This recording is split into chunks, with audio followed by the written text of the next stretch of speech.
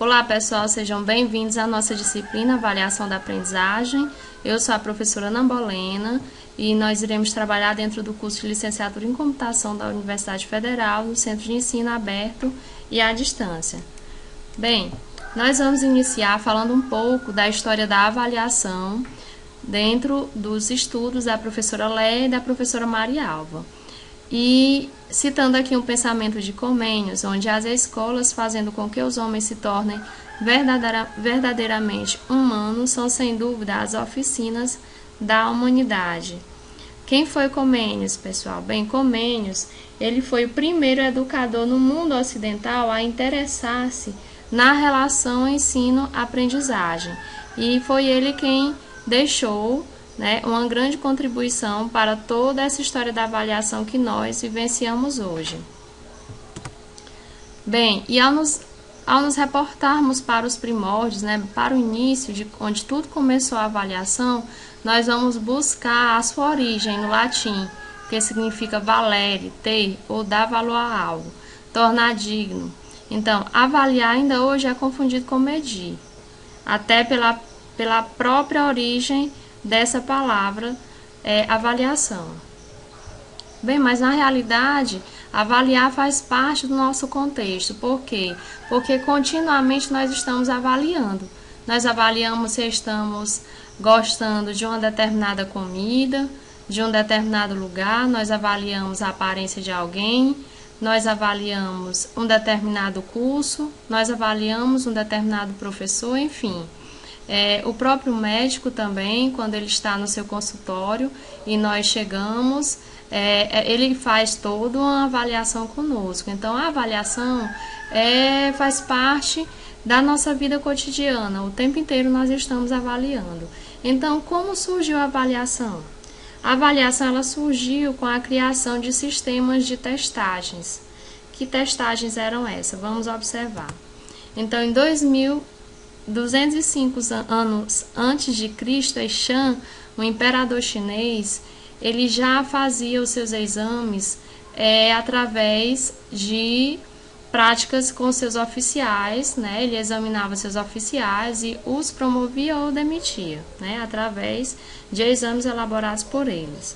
Já no século XV, nós encontramos aí a universidade medieval ou os antigos mosteiros, que os alunos demonstravam o grau de conhecimento e maturidade deles, através de perguntas, As perguntas eram feitas a esses alunos e eram perguntas que muitas vezes eram embaraçosas, Então, nós observamos que essa prática, até nos dias de hoje, ela ainda é desenvolvida, ela é trabalhada, ela é vivenciada.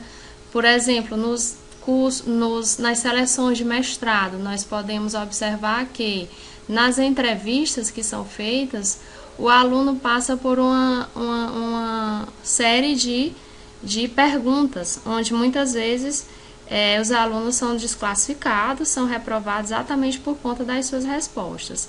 Então, essa prática, ela veio dessa época, do século XV, até hoje nós vivenciamos. E no século XVI, nós temos aí Comênios, onde ele cita que os exames auxiliam a prática pedagógica. No entanto, quando não é feito, esses exames não são elaborados e os alunos possam obter sucesso, eles vêm obter sucesso, esses exames eles têm que ser repensados. Então, tem que se repensar o método trabalhado, o método de trabalhar nesses exames, eles têm que ser repensados, refeitos, reformulados. E ele citava também que o medo era um grande auxiliar para manter a atenção desses alunos. Na realidade, Comênios cita que, de tempos em tempos, naquela época ele cita que era necessário que se interrompesse a lição, e um aluno ou outro deviam ser interrogado. O que acabei de dizer? Quer repetir esse período que acabei de falar? Em que ocasião aconteceu isso? Então, isso seria útil para toda a classe. Por quê? Porque se ficasse claro que alguém estava distraído e respondesse errado, esse aluno ele deveria ser repreendido e punido, para que todos se esforçassem em prestar mais atenção. Então, por isso, Comênios ele cita que o medo é um grande impulsionador, né, para que esses alunos venham a realmente prestar atenção e obter sucesso. Dando continuidade, em 1983, ele cita o quê? Que com o passar do tempo, os estudiosos em avaliação estabeleceram diferenças entre avaliar e medir. Por exemplo, Powan diz que o processo avaliativo inclui a medida, mas nela não se esgota. A medida diz o quanto o aluno possui de determinada habilidade. A avaliação informa sobre o valor dessa habilidade. Então, à medida que os estudos iam, os estudiosos eles iam se adentrando nas suas pesquisas, eles iam exatamente estabelecendo diferenças entre avaliar, entre medir. Já o Wharton, em 1982, ele já cita que a avaliação frequentemente ela é associada e confundida a diversos termos, como pesquisa, verificação, medida e controle. Então, ele já observa aí que a avaliação geralmente ela é associada a esses termos. E Henri Pierron, na França, né, ele criou a seguinte ciência, a docimologia, no século XIX. Que ciência é essa? O que foi a docimologia? Bem, a docimologia quer dizer o estudo sistemático dos exames, em particular do sistema de atribuição de notas e dos comportamentos dos examinadores e dos examinados. Então, ele fala que exatamente, essa ciência fala o quê? Que exatamente deveria ser feito todo um estudo sistemático desses exames, em particular do sistema de atribuição de notas e dos comportamentos desses examinadores, assim como também dos examinados. Então, a docimologia ela surgiu como crítica, uma crítica extrema à confiança nesses métodos tradicionais que eram utilizados com fins de seleção, né? com fins de estabelecer todo o critério para essa seleção. Mas vamos abrir aqui um parênteses. Vamos falar sobre a avaliação hoje, avaliação contemporânea. Bem, segundo Leia Despreviteres, em 1989, ela cita que é importante ressaltarmos que a ênfase e a atribuição de notas, ou seja, a medida na avaliação, tem provocado alguns desvios significativos, dentre os quais o de lhe dar um caráter meramente comercial, contabilístico, desconsiderando o seu aspecto educacional de orientação do aluno. Bem, o que a Leia quis dizer com isso, pessoal? Ela cita que a ênfase que os professores dão, né, nas notas, na avaliação, faz com que ela tenha um caráter meramente comercial, ou seja, quantas vezes nós observamos no nosso cotidiano outdoors, exatamente com informações, aluno fulano de tal, primeiro lugar em medicina, aluno esse, segundo lugar no concurso fulano de tal, da escola tal. Então, nós observamos que exatamente essa classificação é meramente comercial, onde seleciona esses alunos, não busca exatamente a importância de avaliar, a importância do aprendizado dentro da avaliação. E muitos outros também dão valor exatamente à quantidade, quantifica, tantos alunos foram aprovados, mas tantos foram reprovados. Mas o porquê? Ele desconsidera o aspecto realmente importante, que é o do aprendizado, o aspecto educacional, da orientação desse aluno, de reformular exatamente as estratégias dentro do contexto da sala de aula, de reformular exatamente o planejamento elaborado e de observar que a avaliação, ela tem também que exatamente estar aliada ao processo do planejamento, ao processo das estratégias. Então, é um processo contínuo. Ele segue exatamente quando é abordado dessa maneira, dando ênfase apenas às notas, a avaliação ela provoca exatamente esses desvios. De acordo com Lucchesi, em 1984, as notas elas são comumente usadas para fundamentar a necessidade de classificação dos alunos dentro de um contínuo de posições, onde a maior ênfase é dada à comparação de desempenhos e não aos objetivos instrucionais que se deseja atingir, ou seja, é apenas feita uma comparação de desempenho. E os objetivos que o professor traçou para que fossem atingidos, eles realmente observam isso? Isso geralmente não acontece.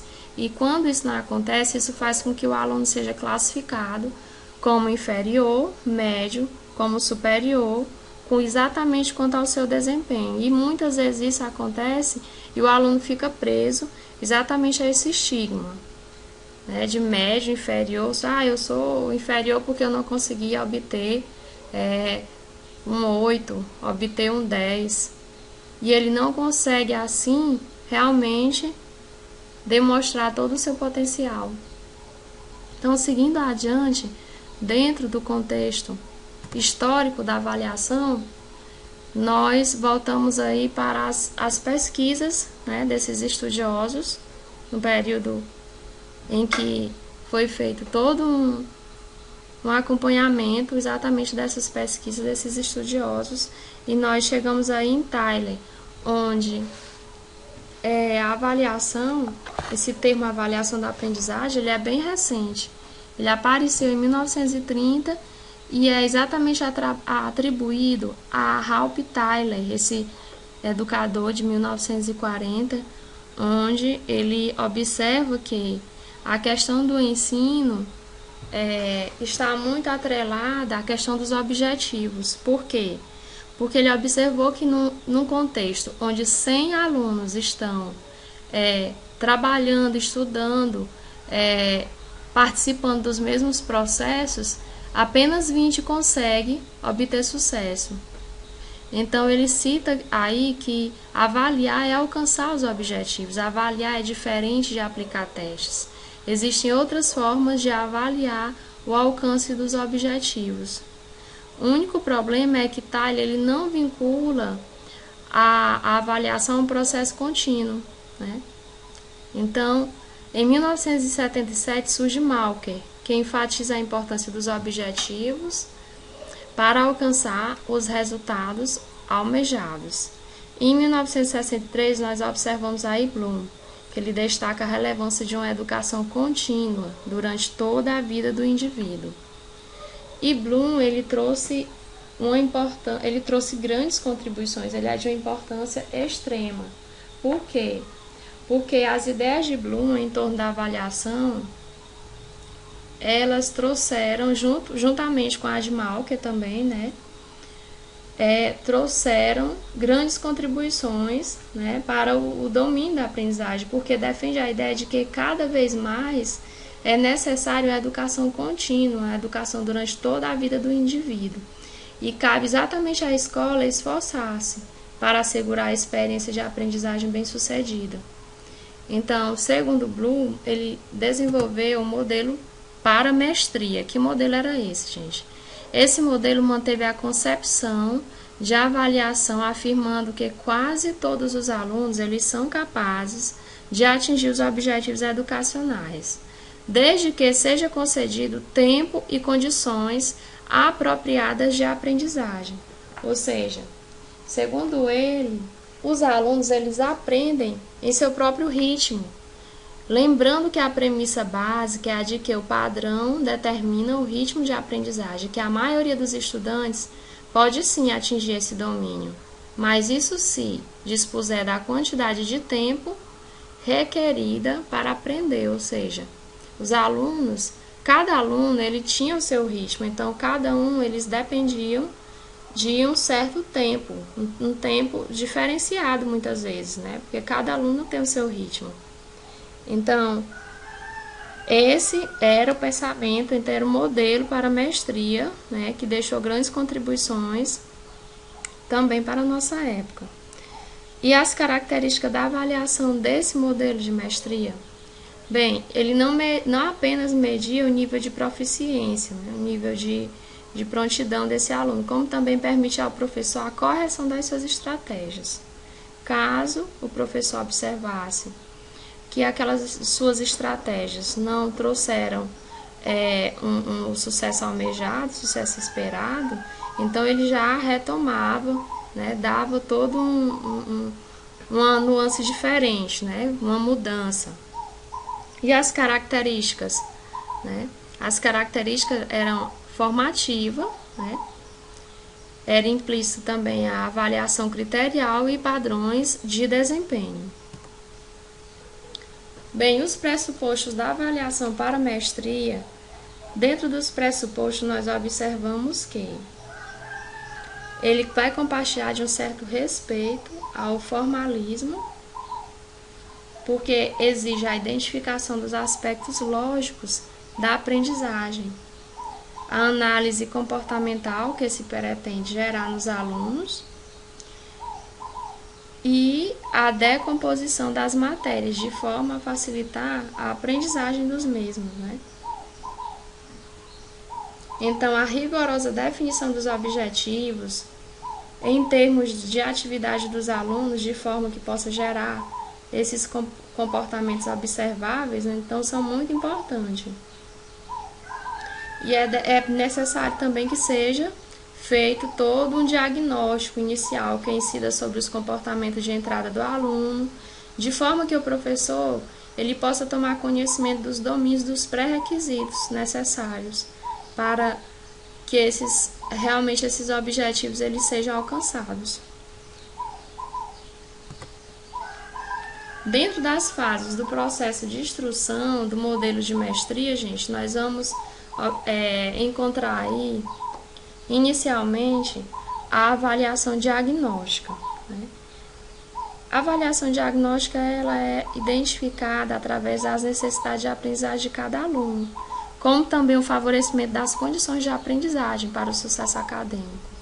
Ou seja, os alunos chegavam na sala de aula e o professor fazia toda uma avaliação que possibilitava perceber quais conhecimentos esses alunos já traziam, né?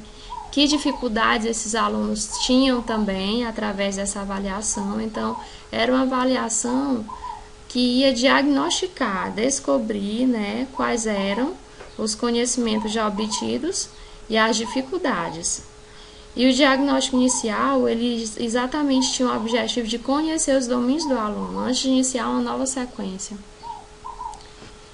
A definição de objetivos e seleção dos conteúdos e divisão das tarefas de aprendizagem também possibilitava o professor definir o que ensinar, como ensinar e quando ensinar. Já no ensino por unidades letivas, o professor ele já ia definir de que forma ele ia fazer todo esse acompanhamento. Era através de exposições dirigidas, através de trabalhos em grupos ou individuais. E as avaliações formativas exatamente detectavam as dificuldades de aprendizagem. Rever também as estratégias de ensino, se as estratégias que o professor estava abordando realmente estavam sendo satisfatórias para aquele aluno, e promover atividades de remediação, exatamente as mudanças, caso não obtivesse os objetivos alcançados não fossem a contento, esse professor ele já fazia toda uma remediação, já passava outra atividade. Então, seguindo adiante, gente, o modelo de Bloom, o modelo de mestria, ele também sofreu algumas críticas. Exatamente por quê? Exatamente porque, apesar de ser eficaz nos conceitos básicos e nas transmissões de informações, nas aplicações das tarefas, né, ele foi criticado pela predominância das aprendizagens rotineiras. Eram feitas muitas atividades rotineiras para que esses alunos obtivessem sucesso, repetitivas. Era feito também havia também a prática da memorização. Então, tudo isso não promovia a autonomia da aprendizagem e não induzia também esses alunos à investigação. Então, essa foi a crítica no modelo de Bloom. modelo de mestria.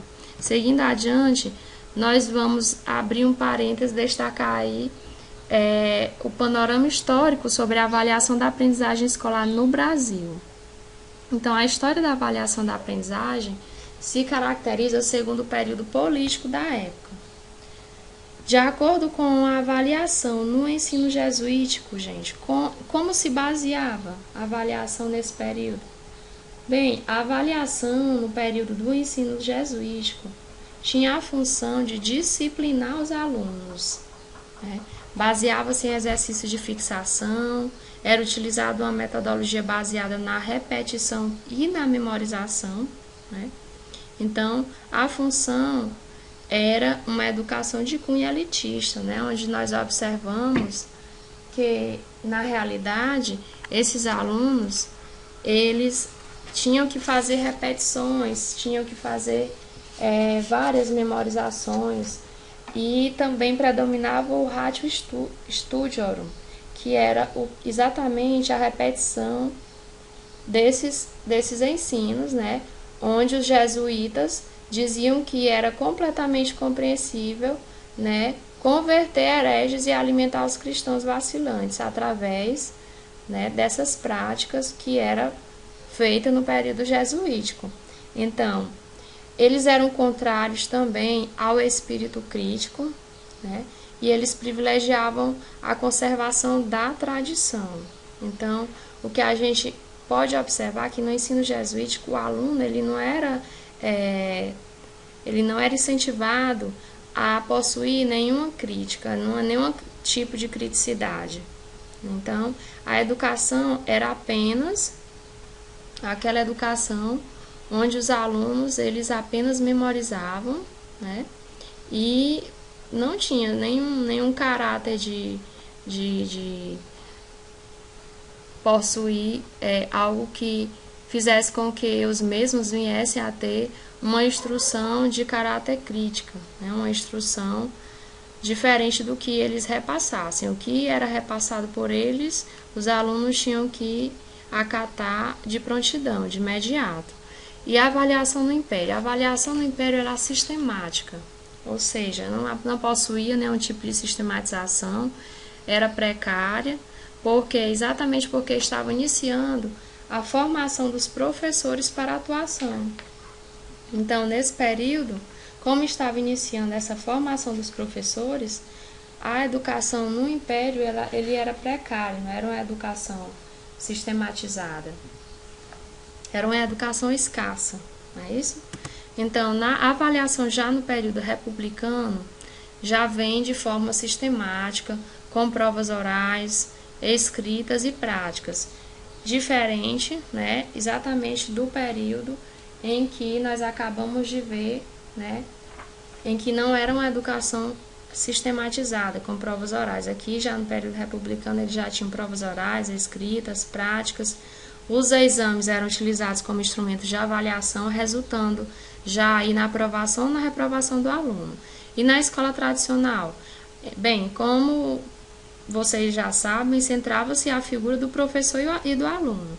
Só que o aluno era um mero receptor passivo, né? Então, como nas demais escolas, ele também era passivo, mas havia exercícios, né, também com a mesma função repetitiva, tarefas de decorar, mas já existia também a avaliação, onde já media o desempenho do aluno, também, como no período republicano, gerando muitas vezes discriminação em relação às diferenças individuais, porque cada um assimilava de uma forma diferente, então já gerava aí a seletividade, as diferenças individuais. E na escola nova? Na escola nova, junto com a escola nova, surgiu os pioneiros da educação em busca de uma renovação, né? Já uma transformação da sociedade, onde já na escola nova se valorizava, diferente das anteriores, uma criatividade, uma liberdade no contexto educacional. O aluno ele já não era mais aquele estudante passivo, ele já tinha abertura para expor suas ideias, para expor sua criatividade. Existia mais uma liberdade no contexto educacional. Na escola tecnicista, nós observamos o professor como um mero executor do planejamento. Os alunos eles passavam por uma avaliação prévia para que o professor estabelecesse os objetivos. Então, o professor, ele já, o próprio nome já fala, ele era um mero técnico, um executor do planejamento, né, para esses alunos. Então, na escola libertadora, já era diferente. Já valorizava o ensino crítico dos conteúdos, com o objetivo de estabelecer uma prática transformadora. A relação do professor e aluno já era pautada no diálogo, no debate, na reflexão. O aluno ele já é estimulado a estudar, possibilitava já a formação do cidadão crítico e transformador. Então, vocês observem que a escola libertadora ela já veio totalmente diferente das demais. Aqui, o aluno ele é aberto para o diálogo com o professor, ele é desenvolvido todo um sistema em que possibilita o debate e a reflexão. O aluno é estimulado realmente a pensar, a refletir, a estudar. Mas hoje, pessoal, como é essa avaliação contemporânea? Bem, nessa avaliação contemporânea, nós observamos que é necessário um novo olhar sobre essa avaliação escolar, havendo já um entrelaçamento, uma discussão entre aluno, professor e família, de forma que os três possam se tornar parceiros e repensar a função da escola, a função da aprendizagem, para que haja uma inclusão em que possa modificar o cenário em que muitas vezes, muitas escolas, muitos estudantes se encontram, que é o cenário da reprovação e da seletividade.